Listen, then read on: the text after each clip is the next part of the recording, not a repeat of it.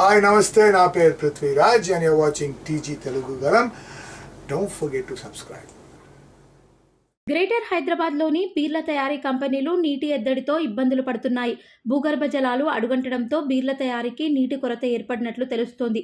నగరంలోని బీర్ల తయారీ కంపెనీలకు రోజుకు 44 లక్షల లీటర్ల నీరు అవసరం. 1999 తర్వాత తొలిసారిగా బీర్ల తయారీపై ఎఫెక్ట్ పడినట్లు కంపెనీల ప్రతినిధులు చెబుతున్నారు. డిమాండ్కి తగ్గట్టు సరఫరా చేయలేక బీర్ల ధరలు పెరిగే అవకాశం ఉందంటున్నారు.